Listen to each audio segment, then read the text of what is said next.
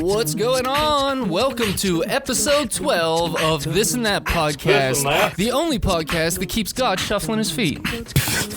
I'm Matthew Yarbrough. I'm Matthew Bright. Welcome back, ladies and gentlemen, ladies and James. Joims, ladies and James. Where I pulled that from. I don't know, that reminds me of like the old Jerry Lewis. Is Jerry Lewis the old comedian? Yeah. Lady. Can you imagine living in a time when that was comedy? That was like, everyone's just like, the peak. Hey, take my wife. Please. We've reached the peak of comedy. Man. It would have been like the Catskills era comedy. I kind of do wish that I was like a gent back in that time that would like head up to the country club or whatever kind of club. It always seemed like the Catskills performances always took place in like these fancy ballroom-esque clubs, with like like circular dining tables, and everyone was either dressed, pretty well or very, a nice mingling of middle and upper class. I love all of that. Like, sans the obvious racism, probably. Yeah, there's probably a lot of exploitation happening, and that's what the white man calls very culturally violent things going on at that time. Yeah.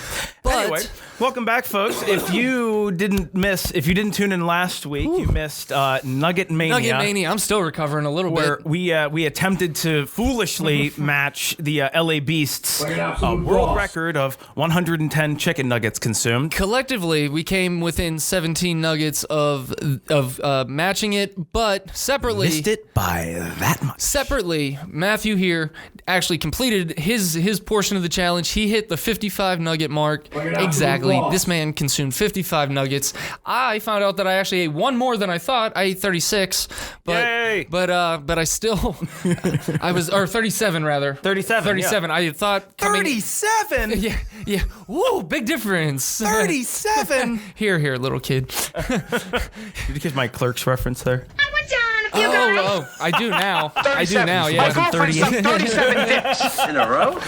Kevin Smith fans. I'm a huge Kevin Smith fan. What an unlikely career that his and I don't mean that as a slight to him at all. I didn't think you did. I mean that in 100%. Like, that guy had a 1 in a million chance hit with Clerks. Mm-hmm. Not even supposed to be here today. He was able to leverage a very poor follow-up film into a third film that also performed poorly. When was Mallrats his second one, or was I believe Mallrats was the second one, and because of how poorly Mallrats did, the budget for Chasing Amy was That's instead of it being like the 3 or 4 million that they wanted, maybe 2 million. It was like $500,000 or something like that, or 400,000. Didn't you do Jersey Girl as well? Yeah, Jersey Girl was much later, but I think Jersey Girl was in like 99 or 2000. Ben Affleck, right? Ben Affleck, yeah. That's right. Because in Jersey Girl, I believe there's still a shot where the World Trade Center is standing. Oh, wow. I believe. I could be wrong about it. It's been a minute since I've seen Jersey Girl, but I think that's an underrated Kevin Smith film. Absolutely. That always throws me, though, when you're watching a movie and you see like the Twin Towers, though. It is, yeah. And you're just like, whoa. It makes you do a double take. It really dates. Oh, wow. It really that world really dates it dates the movie that the world set in, and it also makes me feel just remember there were a slew of movies that were coming out that year that like had to be delayed or altered. Like, I remember it was the one Spider-Man movie. He like caught like a helicopter. These bad guys were getting away. I don't know. You never saw this? First red flag. No, I've never watched any of the Spider-Man movies. Oh, okay. Well, that's right. But anyway, that's right. You don't find enjoyment in anything. Oh, that's right. Oh, that's right. Oh, that's right. You're curmudgeonly. That was just the most. Oh, yeah, that's right. You don't like anything. That's right. You have Stan's diagnosis from South Park. You have what's called, son, being a cynical asshole. Yeah, that's me. Anyway, no. But this was Tobey Maguire era Spider-Man too. See, which if I was gonna watch a Spider-Man, it would be Tobey Maguire because in my eyes he was the original Spider-Man. He was the first one to step into those shoes, that was like on the big screen, like of the live screen. You know All of what a I mean? sudden, halfway through, you get invested in Tobey Maguire in this series, and then they throw Andrew Garfield at you. Which I like Andrew Garfield. I like him in other things. I don't know if I'd buy him as a superhero. What was his big breakout? The war movie where he was the pacifist and he didn't want to kill anybody. Oh, was that his breakout? I think I remember seeing him in The Social Network first. Damn, you know what? I still have not seen that. I was just say I don't know if that was prior or pre, the same thing. Definitely pre. It was okay. Yeah, that big movie that came out. Do you remember the one I'm talking about where he was like he grew up in the South and he was a pacifist, like he was religious and he didn't want to hurt anybody, but they wouldn't let him get out of going into the army, so he became a medic and like he like saved the day. He like saved like this entire battalion or something that was wounded and like never fired a shot the whole time. No, it's based on a true story, which was really amazing. I gotta look it up. Yeah, please do, because that doesn't even ring a slight bell. The only thing that's coming to mind when you say that is that Justin Timberlake movie Stop Loss, I think it was called, which is absolutely. Wait, was that the one with the time? Or that's called Out of Time or something like that. Yeah, I was just where their life is linked to how many minutes they have. Yeah, that's completely different. The Justin Timberlake movie that I'm talking about is a war movie where Justin Timberlake goes to war. Christina Ricci's in it, I think, maybe. I don't know. I remember back in the days when Netflix was delivering me DVDs, seeing Stop Loss. So that was a minute ago. Hacksaw Ridge. Okay, I've heard of that. Yeah. Have not seen it. I think. Oh shit! Yeah, that was right. It was the Mel Gibson one made this. Okay, I think that 2016. That pops up in one of my streaming queues, maybe Amazon or something. I got it. It was very powerful. So what year did that come out? 2016. Wait a minute. Oh, that came out in 2016. Mm-hmm. Oh, well, that's There were a lot of great roles. I'm sorry. This whole time I was confused, thinking that the movie you were trying to describe was pre-Social Network. Oh no! I'm sorry. Post. Yeah, Okay. this came out much later. Yeah, but I mean, listen to all the names in here: Sam Worthington, Luke Bracey, Teresa Palmer, Hugo Weaving, one of my favorite actors. Yeah, I was gonna say that's a nice Elrond from Lord of the Rings and Agent Smith from The Matrix, Rachel Griffiths, and Vince Vaughn. Huh. Yeah, Vince Vaughn was great in it too. He gets kind of typecast. It's just kind of like the puffy kind of like. Yeah, no, Vince Vaughn's but like he has a great range. You've never seen him in a lot of other things. I was just gonna call him Jim Carrey. Like Jim Carrey, he's been one of those actors. Adam Sandler has surprised me in several roles. Did you see Uncut Gems? I did. I watched it on an airplane last year, pre-quarantine, and yes, I actually want to watch it on a bigger screen. I was watching it on that tiny little screen on the seat in front of me. It's not satisfying. So it wasn't. But yes, what a great movie. And it's one of those things where it's like Adam Sandler probably had to talk his agent into letting him do that film. Yeah. Or I assume, because it doesn't seem like the type of film that Adam Sandler's agent would have been running to him with, Right. It almost seems like Adam Sandler met the writers or met somebody that had this script. He felt a connection to it. He was like, I want to do a more serious role. Yeah. I want to explore, test my chops in acts.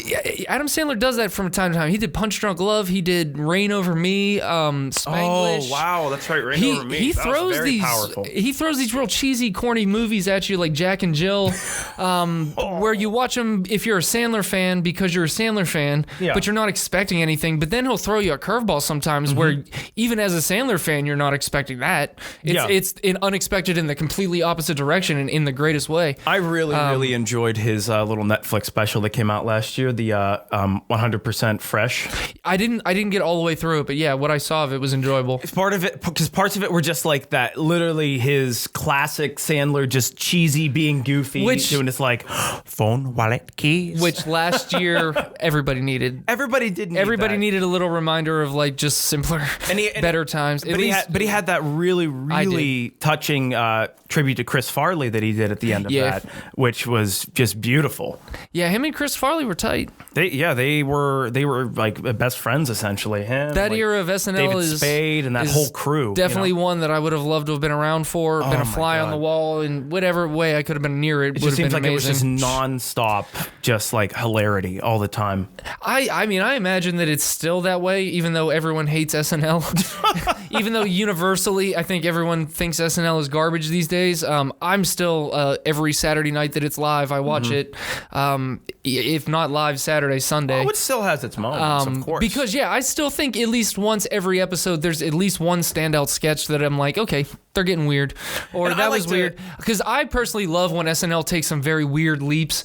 Even if the sketch doesn't land, if it's weird, thumbs up from this guy. One of my favorite SNLs, this was back in, it was maybe 5-6 years ago, whenever the big, the hurricane came off the East Coast and completely flooded Manhattan. I was living in New York when that hurricane happened. I didn't have power for close to 2 weeks. Which hurricane was that? Was it Sandy? Hurricane Sandy. Oh, yeah, that's right. They made jokes. They said, like, there's a new cocktail you can order called a Hurricane Sandy. It's pretty much just a watered-down Manhattan. Anyways, dog, I gotta go.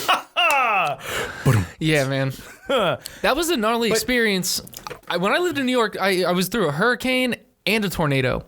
Tornado? Yeah. Not only was I in I got to leave work. You were in a tornado. I got to leave work early from NBC, and I was on the J train coming across the Williamsburg Bridge when the train stopped on the bridge.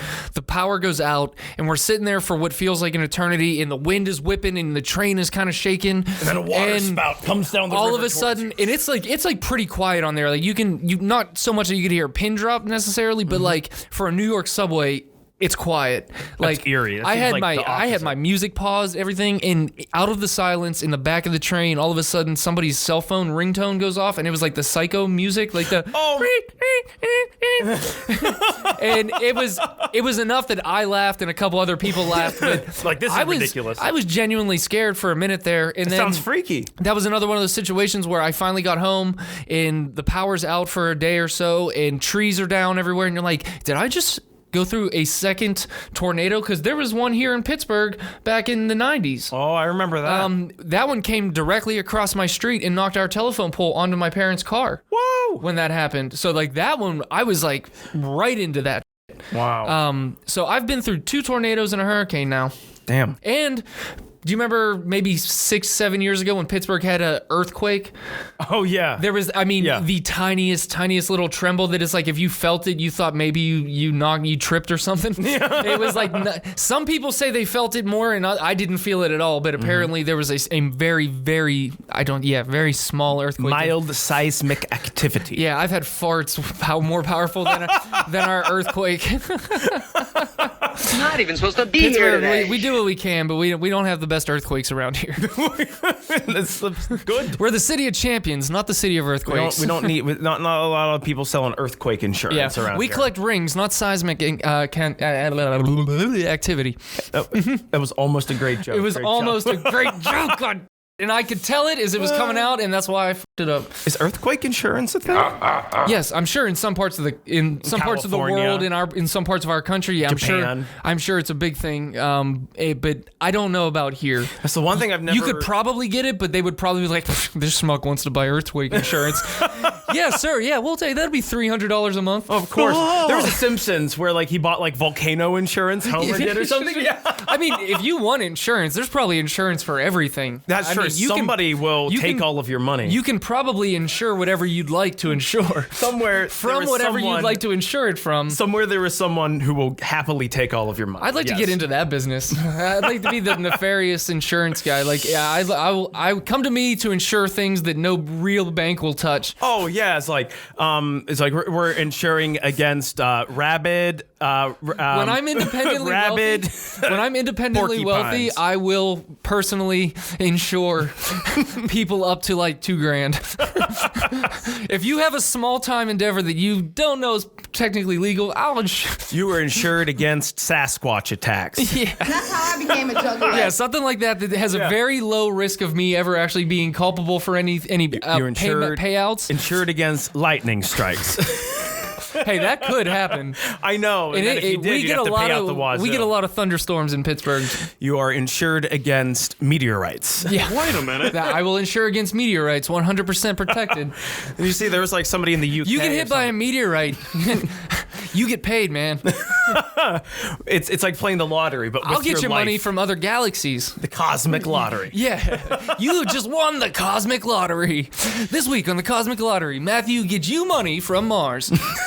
We already got a rover out there. Mars bucks. It's collecting me all kinds of Mars currency. I think I saw the helicopter's getting ready to. Is it? I haven't actually been paying attention to it, so I'll look into that and we'll bring you guys an update. I haven't checked in a couple of days, but next time we check, we'll see. I want to see like those cool like aerial shots. Hell it's yeah, gonna dude! Take. It's still incredible to me that there's a little helicopter that they're going to be able to maneuver around the surface of Mars, because it's going to be able to cover so much more. I assume it's going to be able to cover much more ground.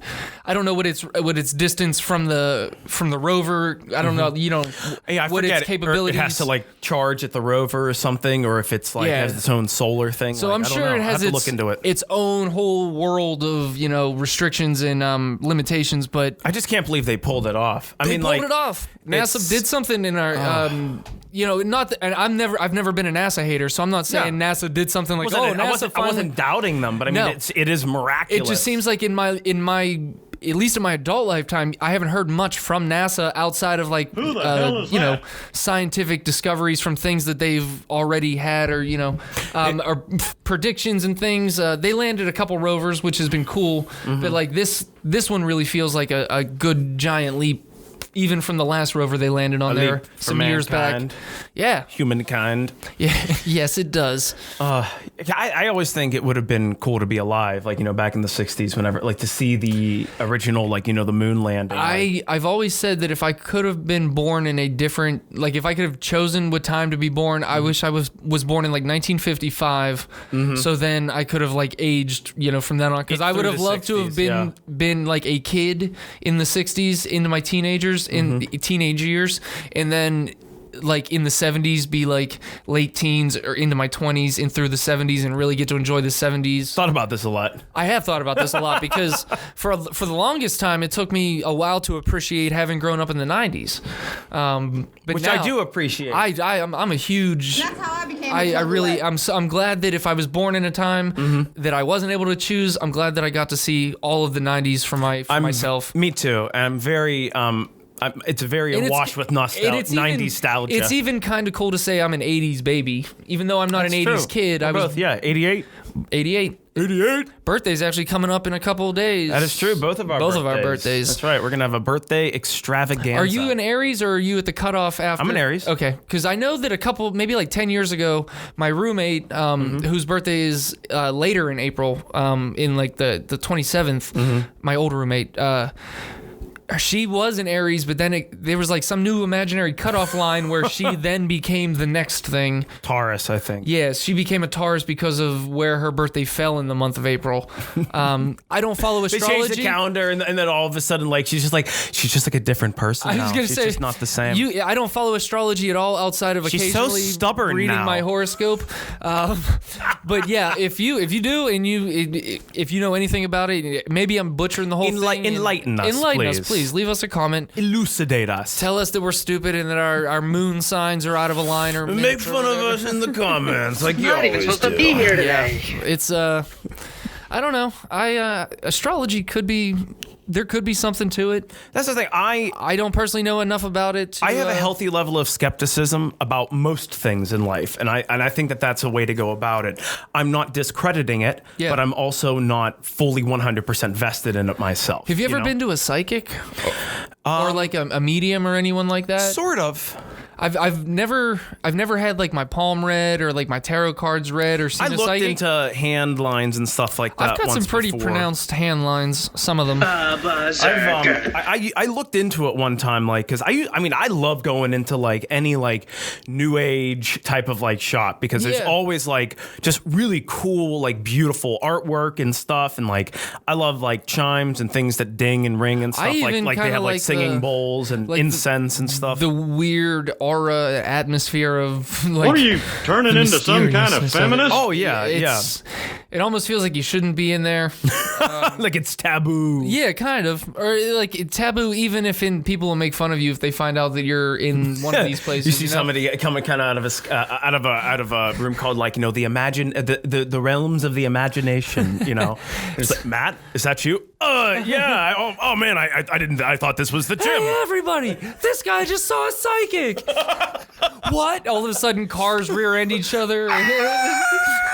Better put your head down. It's like, no, I was just buying. I wasn't seeing a psychic. And then that guy from Half Baked stands up in the audience. Boo! This man. Everybody starts throwing like rotten tomatoes at you and stuff. I swear I wasn't seeing a psychic. What are you implying? Yeah, no. I would love.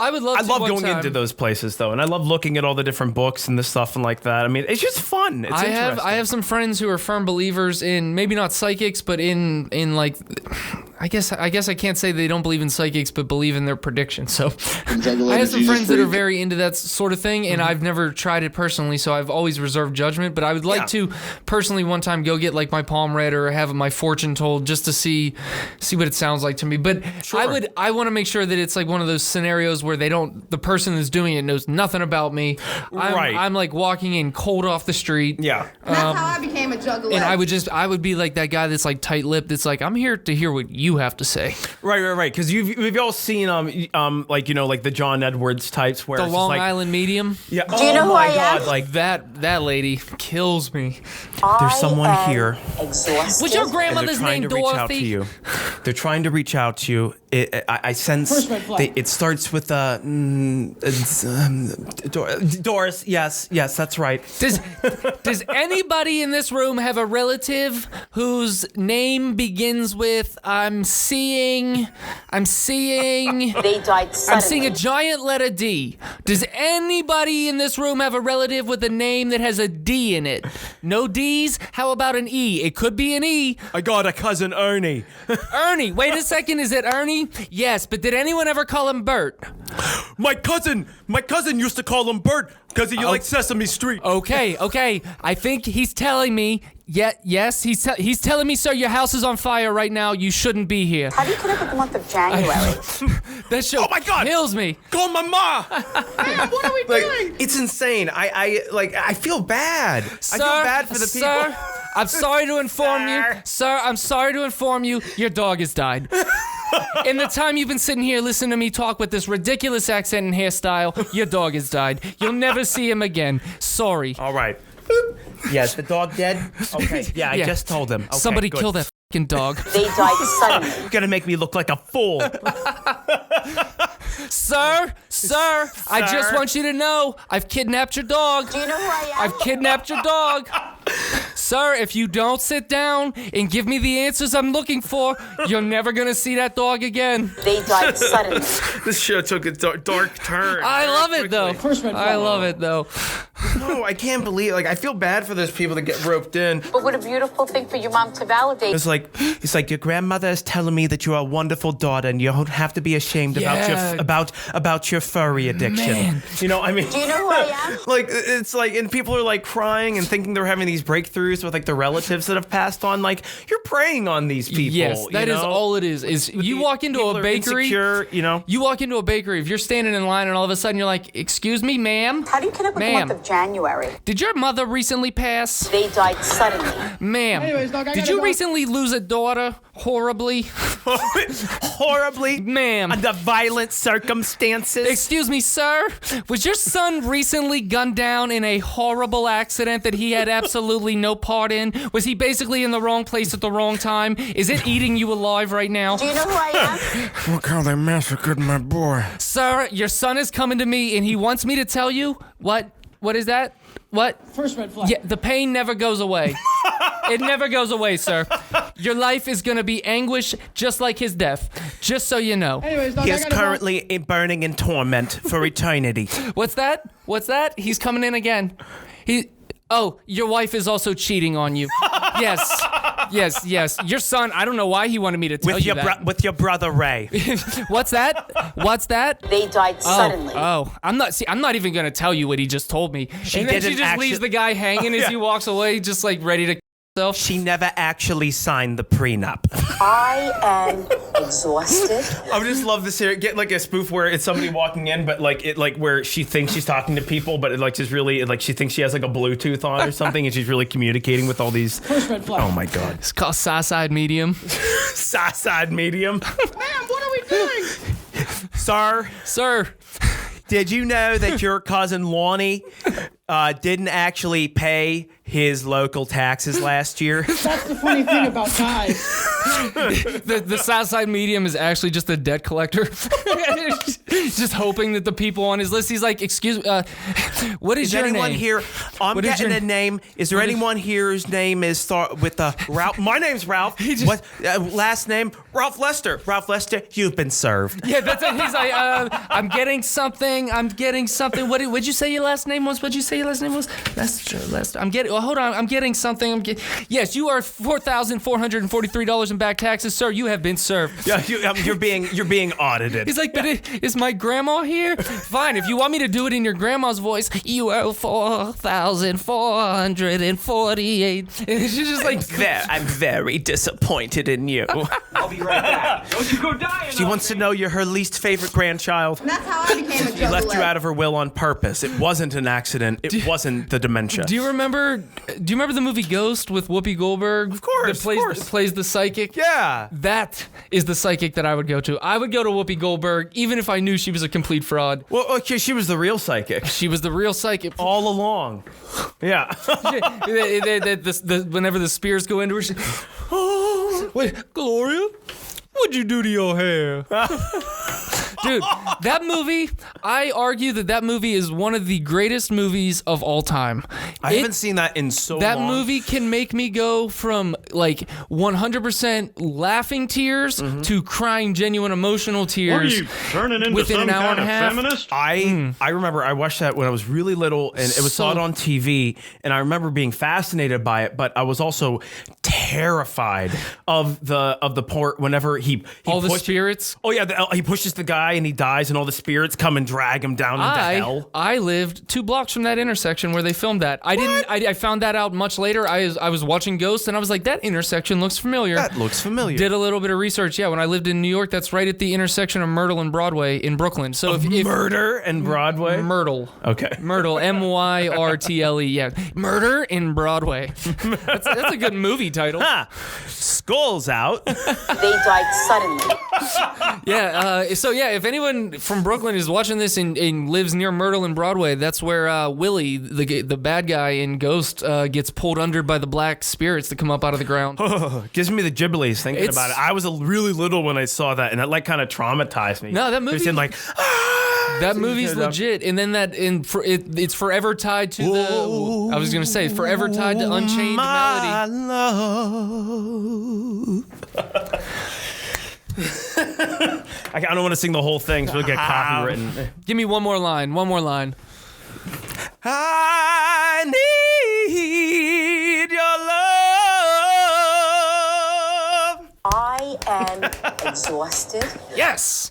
Oh, Man, come back to my this and that. my acapella group in college, the Dreamers. The Tone Rangers. Damn it. No, we were the Dreamers of Phi Mu Alpha, and because I was in a music fraternity. Yeah. So that was one of our big numbers we would do, and there's something special about just like when, like you're just singing like at the top of your lungs with like a whole what do you? I'm not laughing at you. Have you ever seen the movie The Breakup?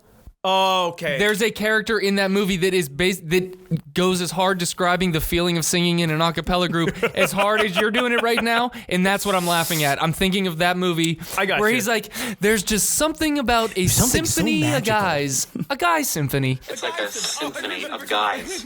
Guy symphony. Tankin', tanky.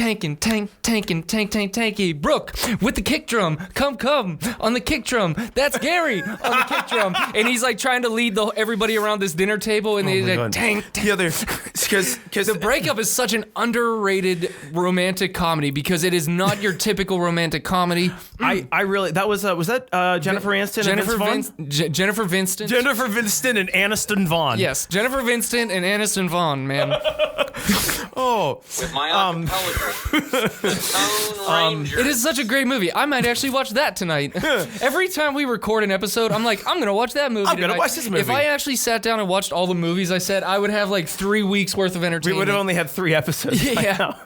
There's no time for anything else. Anytime anybody mentions anything a cappella, I feel like the lay person only has 3 examples. That scene from The Breakup, First red flag. Pitch Perfect, and then Andy Bernard from The Office. Yeah, I knew that was going to be one of the examples. I mean, and to be fair, that probably is.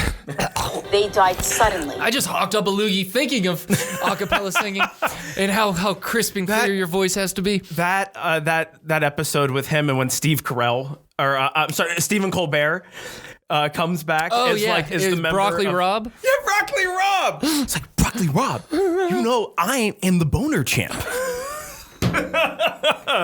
Man, I haven't watched a single episode of The Office since they switched it to Peacock. Netflix, you're missing out, man. I've only clicked on Netflix a couple times since. The first thing I did whenever I got my recording software 10 years ago is I made a 4-part thing of tweedly-deedly-dee. I knew. Tweedly-dee-dee, which I love is that's what he hide his phone and he's like, my phone! And he punches a hole through the wall.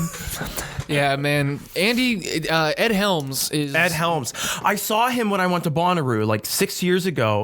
Play with his bluegrass group. I saw him as well. Tremendous. Tremendous musician. I always loved whenever his character in The Office would bring his banjo out and play because that was Ed Helms just like, can I please play the banjo today? Can you please write something with the banjo? And it's like, please. But it fit Andy's character so that like Ed Helms is the only person that could have played Andy Bernard. Seriously, yeah. When you think Andy Bernard, I would love to see the audition tapes of the actors they seen for that role prior, other than him, and who he beat out to get that role. Like Bill Hader as Alan Alda, auditioning for all of the I actually roles. think Bill Hader would have been great on The Office. Oh yeah, he would have been amazing. Bill Hader, I've never seen anything that Bill Hader hasn't been great at. 100%, but I think his just like natural sense of humor vibes very well with the dryness of The Office. It looked like one of the guys accused of killing JFK. Bill Hader's is absolutely amazing. Who the hell is I that? wonder what he's up to these days. If he's got anything in the works at the moment. I wonder if Barry's coming back because that show was really good. Oh my god, he played the serial killer who wanted to be an actor, and he's taking like acting classes or improv classes. I remember watching the first 2 seasons I binged it pretty quickly and easily. I don't know if I never followed up with it, so I don't know if there's more than that, or if it's still gonna come back after all the Corona stuff. Which, by the way, I found out today that I'm probably gonna be able to get vaccinated before my birthday. Chunk. Give it to me again. Thank you, man. May I have another? In 3 weeks. Yeah. The doctor, I saw my therapist today. She helped me set everything up, and she was telling me that doing it through UPMC here in Pittsburgh, like their particular part of UPMC is the fastest that she's seen anywhere.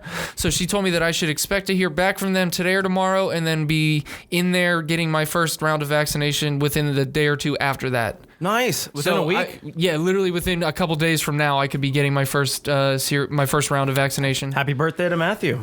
You'll be partially immunized. That would be one of probably the greatest birthday gift that you could ever give me. Once you and I both have our second shots, we're gonna do what we're talking about. Take a road trip out to the Rock and Roll Hall of Fame. Yes. I wonder if it's open right now. It is, I believe. Oh, they're probably just doing like limited sizes. I was going to say, I believe like that would be the perfect time to go because then like there'd be less people inside. Yeah. I would imagine. That's right. We're going to go and we're going to try some fine Cleveland cuisine. Yes. Which we have yet to discover which it will be. Fun times in Cleveland again. Cleveland. You can have some food that's prepared near the street. Who knows, you might even see this guy. Our biggest export is crippling depression.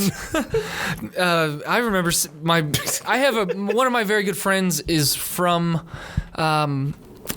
I guess he's not from Ohio, but his sister and brother-in-law lived in Ohio. So when that first one came out, he sent it to me, and I remember finding it very, very funny back then, even never having lived in Ohio. I have lots of ties they've to since Ohio. released 2 more. First red flag. The first 2 came out pretty close to each other, and then I guess maybe a couple years ago he tried to like boost his popularity again by releasing a 3rd one that was kind of like, okay, dude, you're stretching it now. Cleveland isn't as bad anymore. No. Definitely not. Anyways, dog, I don't know. I haven't been to Cleveland in a while. I'm gonna shut up about it. I don't want to talk ill of Cleveland because I don't know what it's like there at the moment. Well, we're going to show you firsthand what Cleveland's like when Matt and Matt take Cleveland. We'll take a little driving tour of Cleveland and cap it off with a day at the Rock and Roll Hall of Fame. Heck yeah. Because I've never been to the Rock and Roll Hall of Fame. I have, but as I said before, it was like a while ago. 20 years ago. Yeah. So I was a little kid. And Think of all the relics and remnants that have been added and upgraded. And all the ones that like I didn't appreciate at the time because in the past 20 years, I've listened to some different music. And I was just saying, when you sit down and think about it, Cleveland to Pittsburgh, Pittsburgh to Cleveland, that is... It's only like 3 hours. I was just saying, it's not that far. Yeah, no. It's not that far, and it sounds like a great time. Yeah. Now, the trip to Bend, Oregon to the Last Blockbuster... That's going to be a different endeavor. It's going to be a different endeavor, but it's definitely one that I want to take. I actually have We're going to document that whole I have road another trip. small update about the Last Blockbuster. Oh, do you? Yes. Let's get into some news in that. I was going to say, we talk a lot about the Last Blockbuster here, and you know what? I don't care. It's my show. It's my show, damn it, and I'm talking about what I want. It's our show, and we'll talk about what. Small update on the Last Blockbuster. It is doing better than ever after the documentary begins streaming on Netflix. If you didn't know, it is the last blockbuster in operation in the world, located in Bend, Oregon. It soared to international fame when it became the last such franchise on Earth 2 years ago. There was one in Perth, Australia. That was the second to last blockbuster on Earth. I don't think they knew that at the time, but... Oh, no, somebody knew. The one in Bend, Oregon, I think they took them out. It's like Highlander. There can only be one. Excuse me, sir. Excuse me, sir. Do you know who I am? Your Blockbuster, it's dead. They died It's dead. It's gone. That Netflix documentary, it's not a Netflix documentary. There's a documentary called The Last Blockbuster now streaming on Netflix. On Netflix. Yes. It's been out put them out of service, right? It's been out for about 6 months, I guess, the documentary, but it is now streaming on Netflix. But that has opened it up to a larger audience, apparently. And the owner, Sandy Harding, said that it's brought even more interest in the form of visitors, mail, online orders to the unassuming location in the Central Oregon Strip Mall 170 miles east of Portland. Since the documentary aired March 15th, people from all over the world have sent flowers and called the store just to say thank you for staying open. Aww. In the back room, staff members have been busy packing thousands of online orders for Blockbuster t-shirts, hats, and face masks, which are all made by Bend businesses. So not only is the Last Blockbuster getting some support by this, The local community. the local businesses that are printing that's up these awesome. t-shirts and making all this merchandise I'm for not gonna lie, I would like just a classic Blockbuster t-shirt. I've been looking, since I saw this story yesterday, I looked on their website. I'm probably going to buy, they have hoodies, shirts. Oh. I don't know if I'd wear a big blue Blockbuster hoodie, but I would definitely wear a big blue Blockbuster shirt with the classic Just like logo. a nice t-shirt with a big classic Blockbuster logo going across the cassette. Maybe we'll both have to get one and then we'll just sit here in Blockbuster shirts one day. I think obviously that's what's going to happen. I could sit and talk about Blockbuster for 17 more episodes. The documentary focused on the manager's day-to-day life running the store, which became the last in the world when the one in Perth closed 2 years ago. The documentary is made by 2 local filmmakers to Bend who saw the history and nostalgia in the store's perseverance. It's a little bit crazy, but it's a very good thing, the store manager Sandy Harding said. We'll take a little bit of crazy if it means keeping the store open. Harding is the star of the film, undoubtedly, which peaked at as high as number 4 movie in the United States since appearing on Netflix March 15th. So when I said it gave it a bigger audience, I mean... Well, now she's like, not only... I would just say Sandy Harding is... I keep hitting the depressed thing with my chair and knocking it down. But no, not only is it helping the business, but now she's like a celebrity herself, She's a essentially. celebrity in her own right. Well, Yeah. Did you see... have you watched The Last Blockbuster yet? Oh, I haven't seen it yet. So in it, John Oliver a couple years ago caught wind that it was the last Blockbuster and that it was struggling. Was it on Last Week Tonight? Yeah, yes, on Last Week Tonight. That's where I remember seeing it for the first time then. I believe he he sent the Mel Gibson memorabilia, like the cod piece from one of his movies, and some of his wardrobe and miscellaneous movie props. He either sent those ones to the Australia one, and then the Australia one, I don't know, somehow John Oliver gave these Blockbusters movie props, but now they are all located at the Bend, Oregon one. The one in Australia, I believe, loaned Sandy in Oregon. Acquired. Yeah, somehow. I don't know how it works. But so, I mean, not only is it now an Airbnb, failed to mention it last week. I had it written down, but we were talking so much about other things. Apparently now you can check into the Last Blockbuster as an Airbnb. I don't know all the details. Actually, see if you can find that out, because I didn't actually do any research on it, but I looked at a bunch of pictures and they have it set up. I'll insert another one. They have it set up like an old 90s living room with like you remember those old like entertainment center that used to be like the centerpiece of the entire household? Oh yeah, everybody had those. It had your television, and then next to it had the shelf with all the VHS, your VCR and your cable box and whatever else. If you had a CD changer, whatever it was. I remember. You know, they were just gaudy and huge and took up so much space. But the last Airbnb, the last Blockbuster Airbnb apparently has it set up with the big console television and everything. It's I would love to. Oh man, is that the website? Oh no, that's a news article, right? Oh yeah. Airbnb. Oh, for local residents. Local residents. Okay, so probably. Excuse me. Deschutes County residents can call dibs on, or AKA book, a totally rad yet intimate slumber party. I was gonna say, does it say anything else about it while you have it up? To say it's Anyways, dog, I gotta go. requesting That's how I became a juggalette. a movie rental is just $3.99. Hey. A penny more, you can book one of these stays for $4 for an unlimited movie marathon. What? That's insane. I'm insane. Wait, can you read that one more time? Yeah. Okay. I like to stab people. Oh, okay. So it says starting August 17th. So it said one-night reservations will take place on September 18th, 19th, and 20th. While a movie rental will cost you $3.99, for just a penny more, you can book one of these stays for $4 plus taxes and fees. Okay, maybe the fees will be okay. The fees are $4,000 for an unlimited movie marathon. And that's Dude, so look cool. how cozy that looks. There's a couch. It's like a little living room, beanbag chair. And it's so nostalgic. Inside the Blockbuster. So you can just literally go off to the side of it. You can go and pick out any movie you want. What site is that? Because I want to try and actually. Can you? It's just on. Are It's you on able an to save that? Airbnb news. Yeah, I'll save that and send it to you so we'll put it right up. Yeah, here on I the want to put screen. that exact photo up on the screen Everybody because can see that. Guy Symphony. Oh man, it just looks like the coziest place to watch a movie marathon. Seriously, They died Was that another suddenly. photo of it that popped up? Oh no. Oh, they got a VCR. a VCR. Look at that. And is that a tape of the Last Blockbuster? Is that what the box says? Yes, it is. Haha. Yes, it is. Very apropos. Oh, I love it. That is neat. Well, in the movie, The Last Blockbuster, they hand, like Doug Benson's in it. There's a couple other faces that you'd recognize. They hand them like a VHS copy of The Last Blockbuster in that. While they're filming it? Yeah, like while they're filming the movie. That's like some Spaceballs level stuff. It is kind of crazy. Yeah. Spaceballs, the movie. How can we have Spaceballs, the movie? We're not done filming it. It's a new technology. Instant video. Doug Benson, he's like, this is what, this is, I mean, this.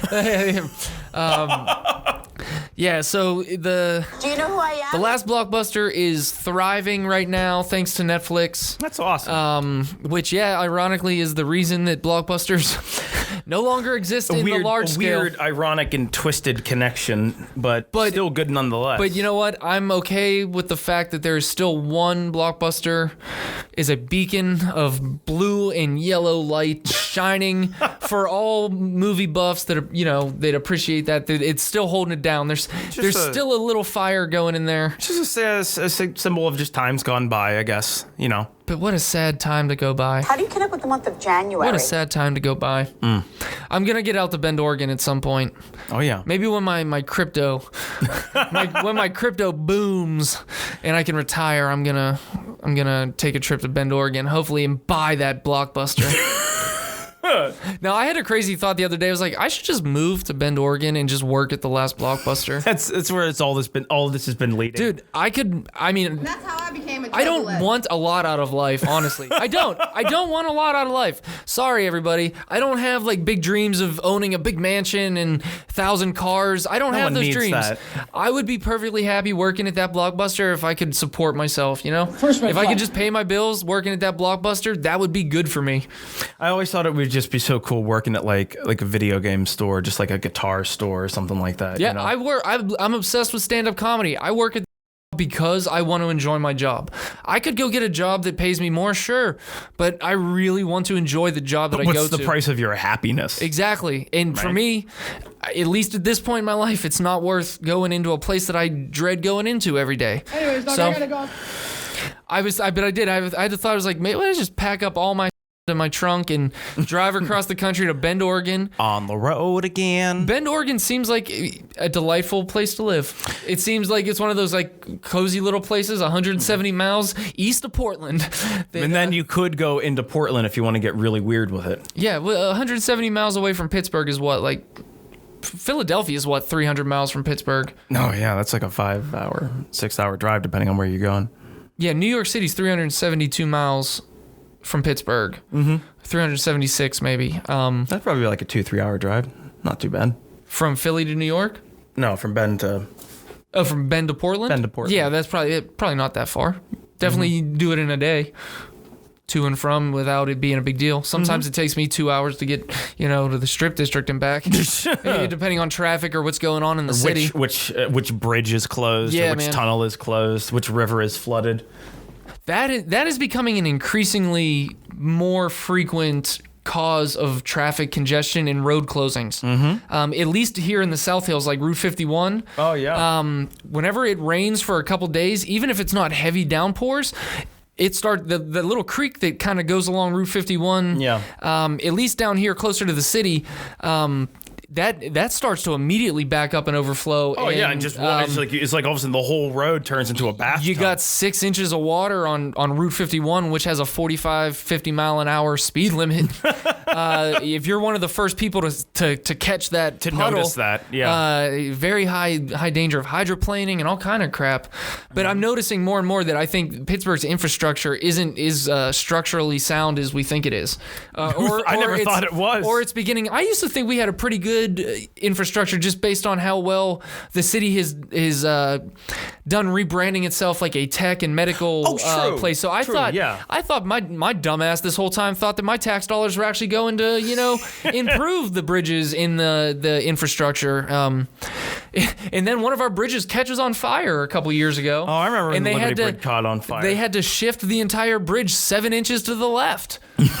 Like, what an insane, only in Pittsburgh. We have this massive bridge that's been standing for decades, and now we have to move the entire thing 7 inches to the left. Yeah, the thing that I loved was that they said, like, this bridge was only designed to last, like, 50 years or something like that. What were you going to do then? And it's, like, nearly 100 years old now. I was going to say, man, that bridge is on fire, and they stuff to it. And I remember after they did it and they finally opened it back up, you drive over it and it would be like boom, boom, boom, boom. It's still still kind of has like a I was like, every time I go over it, feel there's that thing in the back of my mind, like, is this the time? Is this the time that all of a sudden, like, the bridge is going to collapse and I'm going to, like, careen, my car's going to careen down into the Monongahela? Is it the Mothman? Mothman Prophecies, yeah. Richard Gere. Which is a somewhat local thing, not Pittsburgh, but, like, it's down in West Virginia. I was going to say pretty close, right over the West Virginia border. I think we could get there in 45 minutes. No, Claire went with some of her friends one time down to the Mothman They have like a big festival. I was just they have a big festival. Big deal, and it was it said it was like really, really cool. Me and my friend Elisa have been talking for 10 years about going down to that festival, and we never do. Elisa from Excuses. Oh yeah. Her and I every single year we're like, hey, the Mothman Festival's coming up. We'll send each other something about it, and we just never go. But it sounds like, I mean, like for a town to have something associated with it like the Mothman, they really do a good job of capitalizing on it. I think Mothman, I always just think that stupid scene during the preview whenever he's I don't even know if I remember the movie too well. He's sitting there and he's on the phone. He was like, it's like, what do I have in my hand? It's like, slapstick. And he's like, I was just like, what is this? And then I watched it and it freaked me out. Yeah, so I don't even know if I remember the movie too How do you well. connect with the month of January? Who was the actor in that? I saw Jan, so I don't know if Richard that's a Gere. name. Richard Gere. Yeah. That's right. Mm-hmm. For some reason, I almost said Ashton Kutcher, but I was thinking Butterfly Effect, which came out at a similar time. That was a weird, but I enjoyed that movie. I remember enjoying it at the time, but at this point, don't have very many memories of the movie. Oh shoot! You know who was in that movie? Do you know who I am? Who's the guy that got in really, really good shape? And he's an actor. He used to be like really heavy. American History X. Ethan Suplee. Ethan Supplee's in that. He plays this like crazy college roommate, and he's got like spiked hair. But when I say spiked hair, Wait, what movie are we talking about again? Butterfly Effect. The Butterfly Effect. Yeah. Okay. He's got this spiked hair where the spikes are like 10 inches. He looks like Hellraiser. Like Ethan Suplee, it's like he changed. He's like a not to the level like Gary Oldman level, but like he has changed his appearance completely for so many movies. I've always been a big fan of his. He popped up in things, I want to say, on Nickelodeon occasionally. Oh yeah. I feel like I remember seeing him when I was a kid a lot. But then he's been in a handful of Kevin Smith movies. He was on My Name Is Earl. American History X. I mean, wasn't he the guy who couldn't get the sailboat picture in the mall? Yes, in Mallrats. Just like he. Who the hell is that?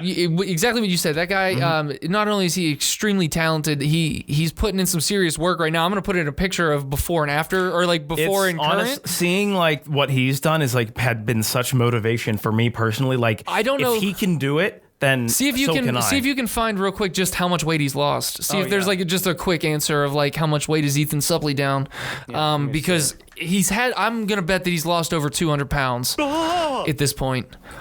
That's how I became a juggler. Because he looks, he's added years to his life, I'm sure. That's the funny thing about guys. No way, this says 1,000 pounds. He's lost and gained roughly 1,000 pounds. Wait, what is this? Yeah, what is that bull? My kidneys have failed me. Okay, here's From another one. 550 to 225? Yeah, 255? From 550 pounds to 255 pounds. So he's lost like 225 pounds, something like that? Then at 255 pounds, the way he looks now. Oh, yeah. Yeah, he's absolutely Oh my ripped God, he right is now. ripped. I didn't even know he was that ripped. Dude, yeah, he is jacked now. So like that's like Oh my goodness. That's 255 pounds of muscle. And I was gonna say, dude, look at those leg muscles. He's not even jacked. He does like, not skip leg day. You know how like sometimes you can tell when somebody used to be heavy? Mm-hmm. Like even if they've lost a ton of weight, Yeah. He doesn't even look like he's like fit for somebody who used to be heavy. He just looks like he's a very fit guy now. Yeah. Yeah. I mean, Oh my goodness, he has every ab. Anyways, dog, I gotta go. yeah, I know, right? Like, and you can see. Okay, like, in that photo, you can kind of you see can the see lower. some like stretch marks and everything, but then again, you know what? That's was gonna say, natural. I'm You know who gonna- has stretch marks? A lot of people. I'm going to assume that he maybe had a surgery for I'm sure he had like a bunch of extra skin. What are you implying? That's probably a little bit of scarring, even from maybe some. It's possible. And who would blame anybody if they lost a bunch of weight and wanted to get the skin removed, just to like They died suddenly. I would. I'm not making jokes about that or anything. Oh, of I'm course just not. saying. No, like, we're in just that- speaking frankly. In this particular photo, you can kind of see at the bottom either stretch marks or, Mm-hmm. but I mean, you can also see every fucking ab that the man has. So, No, like he completely transformed himself, and now like I think he was like, wow, I didn't realize he lost. Like, I didn't realize I think he was like he did something with like Men's Fitness or something like that. Like he is really just I motivating. think he was on Rogan or Your Mom's House. He was on a podcast that I watched. Within the last year, I feel like, and I saw him. I've seen him somewhere talking about his weight loss. And maybe he was on Kevin Smith's. Do you know who I am? I don't know. The point is, Does Kevin Smith have a podcast? yeah, he has Smodcast. Kevin Smith is one of the very early podcasters. Him and Joe Rogan, whenever he was on Rogan, came to the conclusion that Kevin Smith was within one of like the first 10 major like podcasts. Oh wow! Like that is still around from the very. I gotta check that out. Smodcast, and then he has dude, Kevin Smith has like 4 podcasts. Oh my He God. has Smodcast, and then he has one with Jay called Jay and Silent Bob Get Old. He has one which he started that to help Jay get sober and stay sober. So that one's nice. kind of from what I've watched and listened to myself, it seems like it's led more by Jay Muse, and Kevin Smith is more along as like the sidekick for once. But it's very entertaining if you like Kevin Smith and Jason Mewes. It would be funny if he was silent. And then he has another one with about comic books. I forget. I'm blanking on and it's the one that I actually listen to and watch on YouTube more than any of the other ones. And I'm totally went out of my head right now. I have such a big knowledge gap when it comes to comic books. I don't have much of a knowledge about comic books either, but it's interesting listening to somebody who knows about it. I would say I have an interest in comic books. I appreciate comic books. I don't watch many of the movies about comic books, but like the physical comic books, there's something to me that's very interesting and intriguing about them. Graphic novels. I've read a lot of the. That's why I actually couldn't watch The Walking Dead, because I read almost all of the graphic novels up to I think like book 18 or 20. Oh wow. And the show was just so different than what I had been so accustomed to and invested in that I didn't want to give it. So I to this day I've only watched one episode of The Walking Dead. All the way through. How long would it take you to get through one of those? Like when you graphic novels? Yeah. That's how I became a juggler. Like, could you do it in a sitting, or would it take you a few days? Yeah. Okay. You could do it in a few days if you want to. Like the first one I bought was the book 1 compendium, which I think had like the first 3 graphic novels in it. That took me a couple days. But like one of the graphic novels, I mean, it's thicker. This is like a regular comic book thickness. Yeah, you could definitely do it, because it's like a comic book in the sense that some of the pages don't have any words on them; they're just pictures. So, because when I was in high school, I went through a phase where I was like really big into reading a lot of like Japanese manga. And, I never went through that phase. I still love and watch anime to this day, but I can appreciate it. I haven't into it. I haven't like I'm not like a weeb or anything like that. Yeah, you've never put me in like given me that impression. Don't worry. I do have a katana, but I didn't purchase it. It was a gift from a friend. So Mall Ninja. Yeah, Mall Ninja stuff. Anyways, dog, I gotta go. Are you on that subreddit? R Mall Ninja. Oh no, I didn't. That's what I was referencing. Yes. Yeah. Okay, I gotta write that down. R Mall Ninja is definitely one of my favorite subreddits to just get lost in occasionally. Like somebody will post something really good and that'll make me click on the whole subreddit and then just thumb through weeks of really funny stuff. Reminds me of the South Park Fun with Weapons, where they all get the ninja weapons. See, I don't know if I've seen that one. It's so great. They make the guys look like an anime style. It's hilarious. There was about a good 7 or 8 years of South Park that I have not seen. Season wise, like all the way through. So it's still kind of one of those shows where if I turn it on, there's a chance that I haven't seen the episode, and it's a nice surprise.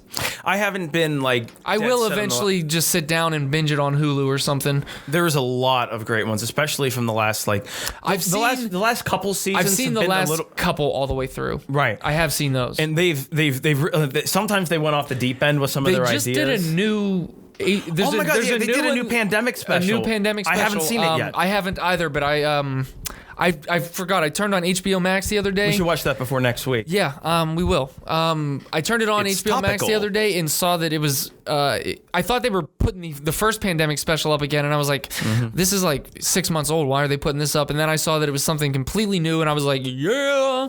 But I was already dead set that I was going to watch something else, and I didn't get to it. Yeah, that's the funny thing about guys. I guess speaking of not getting to it, we haven't gotten to it the last 2 weeks, and since we're kind of talking about comic books already. Yeah, this is perfect timing. No better time than the present to finally give a tiny little review of this here comic book called Brzrkr. Like a truck Would you like some making fuck Did he just say making fuck? That's fucking funny, man. Did he say making fuck? That is definitely one of my favorite parts. We're going heavy on Kevin Smith this episode. I love it. I love it too, because I actually went heavy on Kevin Smith Photoshop stuff for last week and the week before that we didn't get to use. So I'm gonna just be able to plug all that right into this week. We're gonna be drowning in Kevin. Yes, not even supposed to be here last today. week because he's in the Last Blockbuster. So I anticipated getting off on a Kevin Smith tangent last week. Is Kevin right behind me right now? Brzrkr. He's always here. He's always here. He's back there chilling with Randy. How you doing, Randy? Oh, damn, yeah. Randy and Beast have just been quiet today. But I guess we've been chatty Cathy's. I know, we really have. We got lost on a couple tangents. You guys doing all right back there? I've been all over their Instagram. They do a really good job. Cool, Beast. How you doing? One more worm, dude. I can't do this. Awesome. It's you know what? It's so nice that they're behind us that now I totally forgot that they were there. That's the funny thing about That's guys. on me, guys. The egg's on my face. All right. Okay, All right, so guys. they're anxious to get into this as well. We've been waiting to see this for a while. Vanna, you hold, and I yes. will. I'll give my little. That is the comic book. It's Brzrkr is a comic book series created and written by Keanu Reeves and Matt Kind. I think Kind. And drawn by Ron Garney. The comic follows an immortal warrior known as Brzrkr as he fights through the ages. Oh, Yes. I like the premise already. The first issue of the 12-issue limited series was published on March 3rd, 2021 by Boom Studios. Boom! Netflix is also developing a live-action film adaptation, and a follow-up anime series based on the comics is in the work as well. That's so exciting. I kind of knew as soon as I heard that the comic was happening that Keanu Reeves was involved, and the main character of the comic was based on Keanu. Obviously, this is modeled after Keanu Reeves. It's straight up Keanu Reeves. They're not trying to hide it. No, I knew that it would be just time before the movie and the TV series or whatever. I didn't even notice the cover. Look, he's just got arrows sticking out of him. Yeah, dude, it's like no big deal. I was gonna say it's a very gory story, in very gory comic. It doesn't reveal much in the way of story in the issue, though. That was my feeling. Is like you get the understanding that he is an immortal warrior fighting through the ages, and he's able to like kind of time travel, and that he's working with I assume the U.S. military in some way. It feels like this book right here feels like it would be the first 10 minutes of the film, you know? Yeah. Where you're still just getting introduced to the characters and what they're able to do, and not so much what the rest of the story is. They died suddenly. That's the way this issue felt to me, you know? It's certainly, there's enough violence and blood in it, though. I think it would make Tarantino blush a little bit. There's like head stomping and just punching through faces, and the first page I turned to, I just saw somebody's face get punched in. So. It's extremely. But I mean, I kind of enjoy that type of graphic novel. You know, it's cathartic in a way. Keep it in that world, out of my world. I'll also, you know what I mean? But like, the artwork is it's incredible. The artwork is incredible, and that's something that's always interested me about all comic books. Even if it's a comic book I'm not interested in reading personally, it takes such a level of skill and artistry to draw and then ink a comic book. You know, color it in, and it's a lot of time and work and dedication. There's a great documentary on Amazon Prime right now called Comic-Con: A Fan's Hope. It shows 5 different people going to San Diego Comic-Con for different reasons. A couple of them are artists looking to get their portfolios looked at and try to get work. Mm-hmm. One of them's a cosplayer. One of them is I love seeing good cosplayers. Oh, dude, and this chick and her friends, I don't mean to call her this chick, I'm just blanking on her name. They do some legitimate cosplay for a video game that I'm blanking on because I never played it. Mass Effect. Oh, I love Mass Effect. Dude, if you love Mass Effect, then you would absolutely get the references in the costumes. Watch that documentary if you have Amazon Prime. I recommend it to everybody. It's called Comic-Con: A Fan's Hope. Here comes Randall. He's a berserker. So yeah, the style in this issue wins over substance, I think, in terms of story. Like you're buying into the visuals and the character. The visual, it's very engrossing. It captures you. It kind of sucks you in. Like, you know, it lets. I've always enjoyed like seeing like, you know, these big pages of like, you know, big colorful animations and stuff like that, because it really lets you get lost, and it kind of lets your mind wander, and like and at least for me, it's like my mind, I kind of like almost play it out like I'm seeing it in motion in my own mind, you know? Yep. It's certainly him ripping off people's limbs and like smacking them with their own arms and legs and stuff. That's some Brzrkr stuff right there. It is. And I'm interested. I already have like the next 3 issues pre-ordered, so I'll get them automatically. So we'll follow this series as it's released and to see where it goes. Kind of feels neat getting in on the ground level of something. Yeah, especially of a creative property that hasn't already been beaten to death. Yeah, right.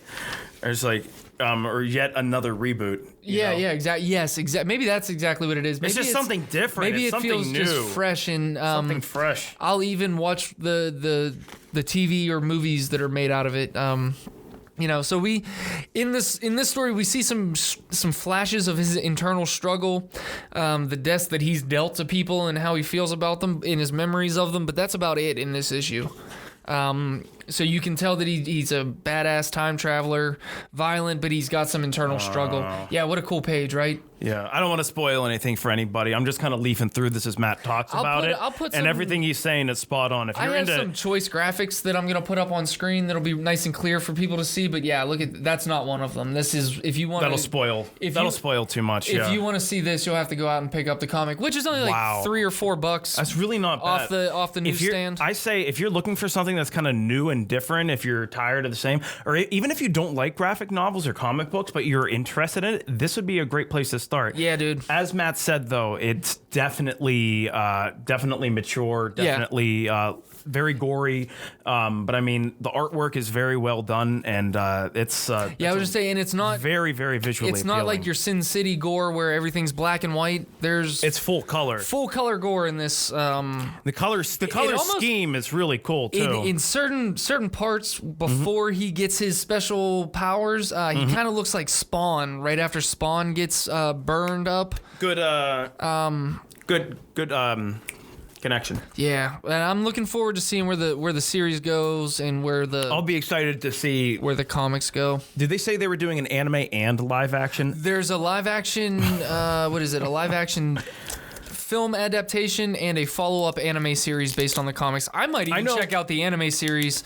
I will definitely watch the anime series with you, depending on how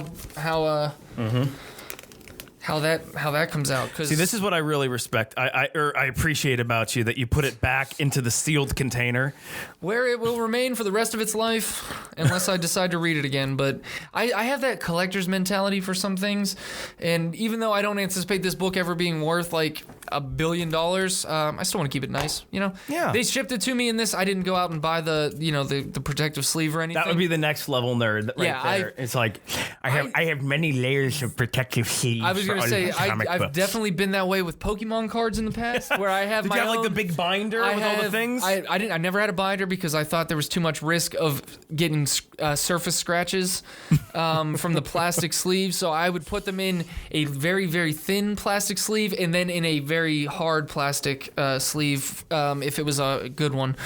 But so yeah, I was happy that they shipped me this in like already in its nice little protective sleeve and with a hard cardboard backing. Yeah, that is nice. To protect it. And I was gonna say it's like a $3.50 $4 book, so it's very cheap if you catch it on the newsstand now. Get it while it's hot. Get it while it's cheap. Maybe it'll be worth $5-10 in the future. Who knows? Who knows? Maybe Brzrkr will become the next big Walking Dead next big franchise. The next big franchise, and you then never in know. 10 years, first edition, first presses of this book will be worth $20. Who knows? It's you might not get rich, but it might go up in value. You never know. I mean, I'm definitely whatever live action thing they make which will obviously be with Keanu, I'll see it. Yeah. I mean, I'm a total. I'm like you said. You said the other week. I'm a mark for Keanu stuff. I'm becoming a mark for Keanu. I've seen every John Wick movie. I think they're fantastic. Yeah, I'm a fan of the John Wick movies. I'm not a fan of the Matrix movies. I was forced to watch the Matrix at Point Park University when I was in film school, and it was the longest hour and some change of my life. And for the longest time, I said to anybody that would listen, I wasn't a fan of Keanu Reeves specifically because he made the Matrix. But first red flag. At this point in my life, I've let go of petty things, and I can't hold one movie against a great human being. It genuinely seems like Keanu's a down to earth, good guy. He really is. Doesn't seem pretentious. I love every time I see a photo of him sitting on the New York subway comes out. In some old ass sneakers. Yeah, he still takes the subway. Still, he just acts like a regular guy, cruising around California on a motorcycle. Do you, Keanu? Seriously. I saw an article the other day, and I know it was an old one, but all the memes said, several women have come out and accused Keanu Reeves of very appropriate behavior. I've seen a couple Several of women those that said have made Keanu me Reeves laugh. took them out on a date and treated them very nicely. Yeah. The 4 women have accused Keanu Reeves of being a perfect gentleman. Yeah. And like he's one of those people that has like a lot of like tragedy in his own personal life, and he just like takes everything he does and like tries to like help other people with it. I genuinely wish good things for Keanu. I hope Brzrkr's a big success for him. I hope that the movie is a big success and that he goes on to play that character as many times as he wants. I will say, I'll watch all of them. It was weird seeing him in Bill and Ted 3 now that he's older without his beard. Yeah. That was the only time. He took a picture of him with his long hair that was parted in the center, and it said like shaved Keanu looking out here like he about to deduct 50 points from Gryffindor. I was like, he did. He looked just like I almost said Alan Alda. Alan Rickman. Yeah, that's a good one. Yeah, I'm sorry, Harry. I'm going to have to take 50 points away. That's really funny. But yeah, shaved Keanu. Harry Potter, but every character is played by Alan Alda. It's like seeing your mother without glasses. You know, like seeing Keanu without his beard is like seeing your mom without glasses, or like when or your dad without his beard. Yeah, or something. my dad. This was actually topical. Easter's coming up here. It was like Easter whenever like. As I was like really little, like probably like maybe like 3 or 4, my dad like had a big full beard for many years, and then he shaved it all clean shaven would be so weird. for Easter Sunday. And he comes down dressed up in one of his exquisite like lime green suits, or pastel blue, bright Easter springtime color suits. And he came downstairs and like we were all like crying like, who are you? That would be yeah. My dad's always just had a mustache, but the few times that I've seen him without the mustache is jarring. It's that the mustache. If I would have been a young kid, even that would have been even weirder probably. The mustache in particular. It's weird as an adult. When you see someone's face that used to having a mustache and when it's not there anymore, it's a very big difference. More so than the beard, I think. Just having to think, I have that exact same shirt downstairs. I should have. The Zeppelin shirt? Yeah, when I was the manager of a Hot Topic. Really? Really, Matt? You were the manager of a Hot Topic? I was. I can't imagine. In a weird series of events, I worked at a Hot Topic. It's Century 3 Mall when I was in high school. And it was a great job. Loved it. It was a high school job, but I moved on to the Gateway Clipper, bigger, better things. Which genuinely was. Grander things. Genuinely, that was a good job. I could have made a good career at the Gateway Clipper and or branched out to other river, careers through there if I wanted to. On the river. Those guys, it's a dangerous job. I lost a really good friend of mine. He went to work on towboats from the Gateway Clipper. He was making great money, but he also drowned. So, jeez. The towboat industry, if you know a guy that works in it, they'll tell you it's very dangerous. It's not for somebody who's just trying to get make a few bucks. Anyways, you Doc, I gotta really go. got to be on your game if you want to work in the towboats and in rigging and all that kind of stuff. Where was I going with this story, though? I haven't the foggiest. All of a sudden, my dead friend's coming up, and I'm seeing dead relatives. I don't know. Oh man. I don't know. Wait. We were talking about the something. Oh, a Hot Topic. Yeah. Oh, and then whenever I got sober, I stopped into a Hot Topic out at South Hills Village Mall because Century 3 is no longer a mall. Rest in peace. I happened to the manager that I worked under in high school was now the manager of the Hot Topic at South Hills Village. Oh wow. So I was talking to her and I kind of was just like we were catching up a little bit, and she mentioned that they had a key holder position open. So I was like, I could go for a job right now. I think at that point in my sobriety, I didn't. First red flag. I don't think I had a job at that point. I just moved back to Pittsburgh and was still kind of living off of my savings and trying to get just some sober time under me before I went back out into the world. That's the funny thing about guys. So she offered me the key holder job, and then like a month after having that, I got assistant manager job, and then How do you connect with the month of January? 6 months after that, I got the manager job at Ross Park Mall. Do you know who I am? And got to go out there for a while. And then I as I was working the manager job at Hot Topic, was like, is this really what I want to be doing? So I started going back to school. So I quit that to go back to school full time. time. And now I kind of wish I was a manager of a Hot Topic again, because it was honestly a great job. It paid really well. It had good benefits. It was relatively easy in comparison to other jobs that people do. Seems like your clientele would be more on the younger side and less demanding. You would think that, but I guess back whenever I worked there in high school, absolutely. Now it's definitely more. They sell a ton of Disney merchandise. Okay. It's much more mainstream. A lot of parents, a lot of grandparents come in there to shop for their gifts for kids and stuff. It's no longer that scary store. I don't think it has the. It totally was. I think they got. I think they did the a late '90s. They got their money's worth with whoever rebranded Hot Topic. Because I remember that was like the store that like you like looked both ways. You could hear you walked into Slipknot it. blaring out of that store from the middle of the mall. Like, I loved Hot Topic as a kid. Before high school, during high school, I was I shopped there.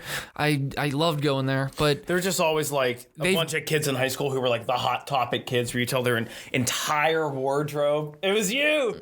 I was definitely. Did you have like? If I can find. Did you have weird pins all over your backpack? No, I didn't go that far. But if I can find my mom, I'm sure my mom has the photo. The very first day of high school for me, I'm wearing like Adidas, those black Adidas shoes with the thick white stripes that with like the shell toe, the white shell toe that all the '90s like Korn and them wore.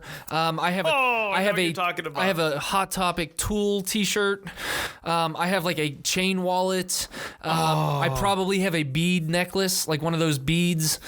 Not like Did you wear a lot of like black? the metal, like the aluminum beads or whatever people used to. Yeah, I was all black. It was all black. I was wearing Dickie shorts. I might have had spiked hair. Did you ever paint your fingernails black? No, I never did that. Okay. If I would have done that. Did you ever skateboard? Oh yeah.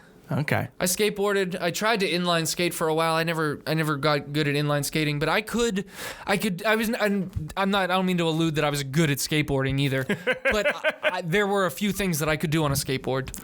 You do like a kickflip. I could kickflip. I could ollie. I could do some very, very minor, mediocre grinds from time to time. I've been on a skateboard. But overall, just like cruising around on a skateboard, I was pretty good at. I've been on a skateboard probably for the collective time of like 1 hour in my life. Yeah, I would say is like my get junior older- year. It was like my sophomore or junior year. One of my good friends, he would skateboard, and we went out to this one parking lot, and like I would just practice like getting on it and like practicing like moving back and forth. But it always freaked me out. Like it'd be too easy to fall off and just eat it. I have 2 boards downstairs, and I still look at them all the time. Like that's not like riding a bike. Very, very, very. It's not like riding a skateboard. I'm afraid. I know that as 32, almost 33-year-old dude, if I got on a skateboard and took a fall, there's a fair chance that I'd break something. So I mean, an embarrassing way too to be man, how'd you break your ankle? I look at both of my boards and look at all the marks and dents and dings and scrapes and scratches and all the crazy chances I used to take, and I'm like, yeah, maybe those are just best. I'll hang them on the wall someday as like a little memory of my childhood, memory of your youth. Because I have one skateboard that I got probably when I was in like 7th or 8th grade. Do you remember what was it called? Tony Hawk. No, I mean, I said no. Yeah, you did. That was such a natural. That I didn't even mean to say no like that. No. Like a cow. The CCS catalog. I don't even remember like something skateboarding. It used to be this like big, and by big I mean like. I was never in that church hymnal sized. You went to their website and you would just put in your address, and then once a month they would send you the latest CCS catalog, and it had all the latest skateboard decks, wheels, bearings, shoes, t-shirts, pants, everything skateboarding. Tech deck, snowboards, maybe even tech deck advertisements. I don't know. Whatever. The CCS catalog, I looked forward to it coming every month. And then whenever I got older, it started to get even smaller, and it was like even cooler. It felt like a zine almost, where you flip through this tiny little. You could almost fit it in your back pocket. Be like, I missed the CCS magazine. Out, I'm pretty sure now. CCS. Pretty sure now that's just a email blast that goes out. I still get Well, no, I don't even know if I get CCS email blasts anymore, but I used to. The only magazine I ever got that I was really excited about was Nintendo Power. I never had any cool subscriptions to magazines like that when I was a kid. I remember I did Highlights. I take that back. My sister and I both had a Highlights. I loved Highlights. We had to share the magazines, but we had a subscription to Highlights. I loved doing Highlights. That was so much fun. Yeah, Highlights was dope. Do they still make highlights for updated for like modern kids? Is that still something that kids would even be interested in? And that's how I became a juggalette. Maybe it's just all on the computer now. Was there a scream? Did you just hear a scream? No. Oh my god, I just heard a scream. Anyways, dog, I gotta go. You didn't just hear a lady scream? No. They died suddenly. How do you connect with the month of January? Do you know who I am? Are the voices starting? Yo, I'm like freaking out now. Holy shit, I just heard a lady scream. I am exhausted. Maybe look outside. Just make sure everything's okay. How do you connect with the month of January? Sorry, ladies and gentlemen. We're making sure there's no emergencies happening out in the neighborhood. I don't see a single person on the street. I totally didn't hear that at all.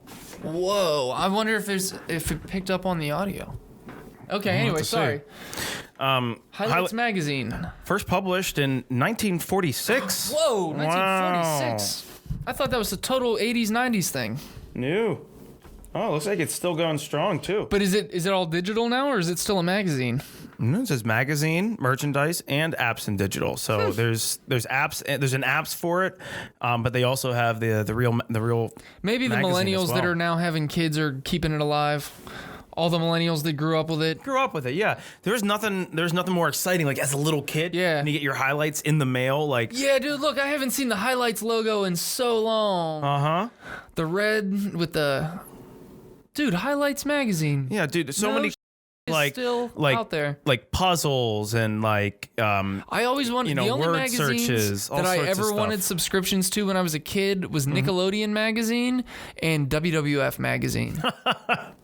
Yeah, my big one that I got was the Nintendo Power, and that was. I don't even know if I knew that Nintendo had a magazine when I was a kid, but I would have absolutely been all over for that. a little while. And you know what? And you'll be mad to know this, that for a little while, I had like probably like I don't know, like maybe like 100 consecutive episodes or like issues of it, and like I just got rid of them. Oh yeah, I know.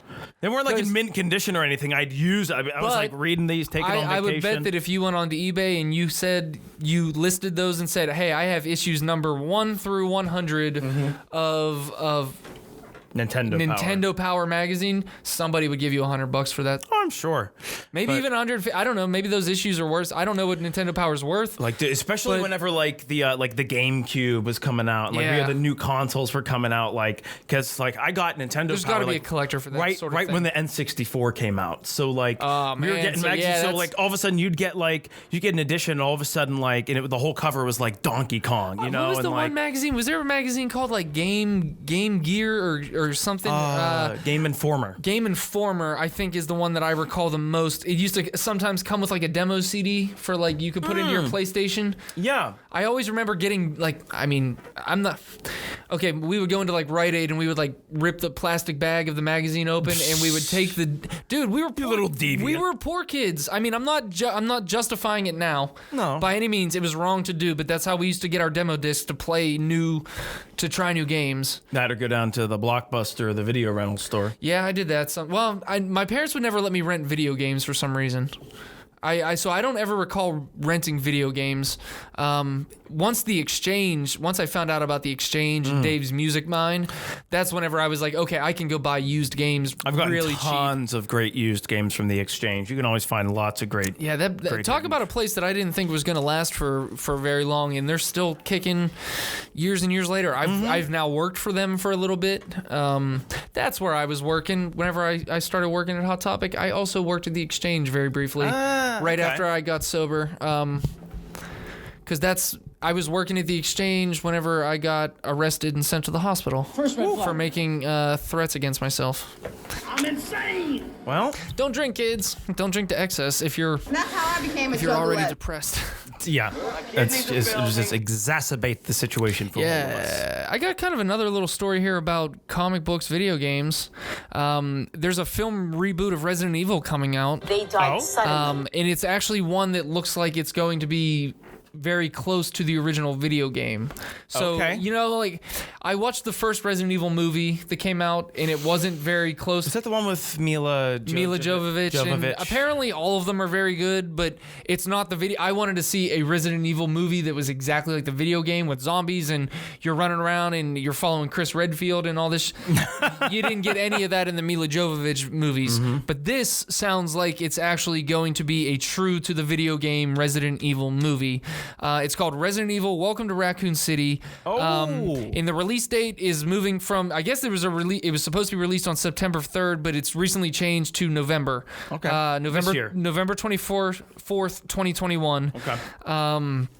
And Sony's been planning on releasing director Johan Roberts. I've never heard of him.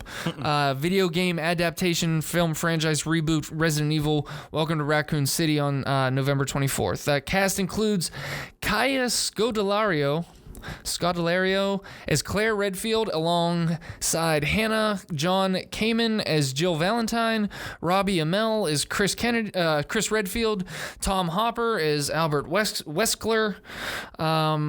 And then, like, it's just like basically all of the characters from the original games that you play as. Yeah, I'm recognizing and a lot of these names. Yeah, you're like, okay, yes, they're finally bringing these characters to the big screen. This is what I've been waiting for personally. And then it said, additionally, Donald Logwe. I'm not sure how to say his name, but he's playing Chief Irons in the origin story adaptation of the games that's set in Raccoon City in 1998, which sounds like a separate new set of like origin reboots or something that might be coming in the nearish future.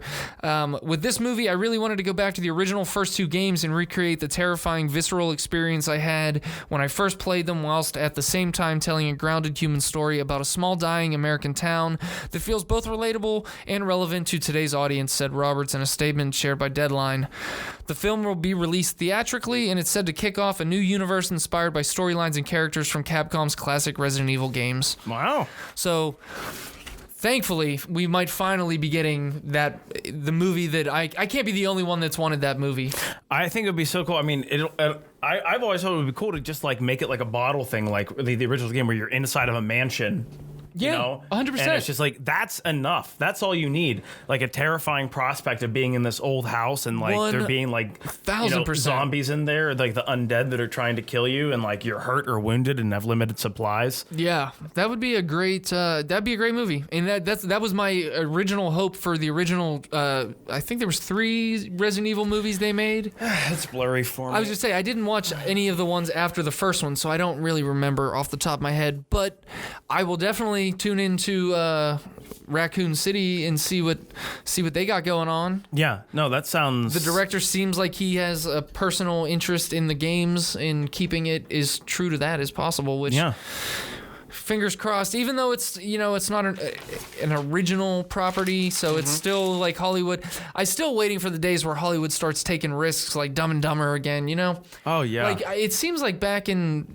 I mean, not. I hate to say back in the day, but it definitely seems like the 2000s. While there have been many wonderful advances in cinema and capabilities, with those, there's just been a rehashing of property after property. I got reboot fatigue, man. The smaller independent companies, even the smaller portions of like Sony and that, like the parts of Sony that release independent as independent as you can be tied to Sony or any, but like Paramount Vantage or any of those little offshoots, there's just not as many risks on movies anymore. And I've been watching. Like, we've got a great original new idea. No. Yeah, I've just been watching a lot of older movies recently and thinking just like trying to think of what the odds of this movie being made today are. Like, this movie was a huge success back in 1992 or 1984.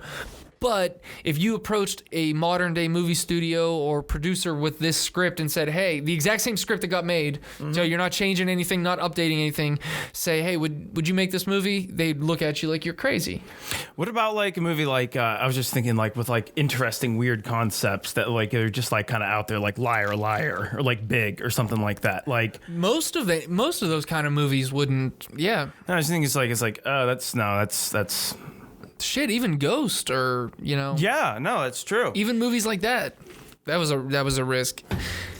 Pretty safe risk. I mean, Demi Moore and Patrick Swayze and Whoopi Goldberg. All-star cast. You book those three in a room together, and you're gonna have gold. 6 more, and you have Hollywood Squares. What's that? Who I am? Hold.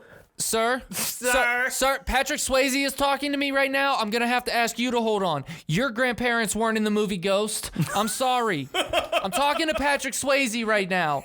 He died of patriotic cancer. He died of patriotic cancer. Did you know that? That sounds like something that stupid lady would say. That stupid medium. Sir. They died suddenly. Did you hear he died of patriotic cancer? He was a real patriot till the day he died. His body couldn't handle it. He wanted me to tell you all that he loves you, but you're all kind of screwing up. His legacy. He's ashamed of you all from the grave. He said he's glad he's dead. He couldn't wait to get out of here. You're all disappointments. Everybody talks about the Chris Farley sketch on SNL. He couldn't wait to get out of here. Oh my God. I forgot about that Chris That Farley. Dirty Dancing. Now, he was good in that movie 11-14 I mentioned last week. That's true. You talked about that. The one that I thought was Crash. Yes. Okay. Yes, yeah. Which I put the little thing in the editing, and then we were watching the episode together back, and he was like, yep, that is the movie I thought you were thinking of. So in the edit, I was like, oh, he probably thinks that I'm thinking of this movie. And a little bit of mind melding, just not at the same time. Are we? Oh, man, we're already getting close to the end here. We're pretty much at the end, yeah. You know what feels nice, though? We don't have music blaring down our face right now. Yeah, no. We've kind of added in there at the end. We got a little bit more tech savvy over the last 12 episodes. We're kind of starting to figure things out here. Yes, but now, you know what? We are ending it because we want to end it. Damn it. We have things to do today. You have things to do today. Easter's on Sunday. I didn't know that. It is. For some reason, I was thinking Easter was about a week away. I didn't realize it was coming up on Sunday. No, it's this Sunday. So get yourself a ham. Anyways, dog, I gotta go. I think we're going to go to my grandmother's house. Pretty much everyone has been vaccinated but me at this point. So I think a very small group of us are going to go to my grandma's house and just to eat dinner with her. She said that she's making enough for like my mom, dad, sister, her husband, and me. Okay. So I think it's just going to be like the 5 or 6 of us.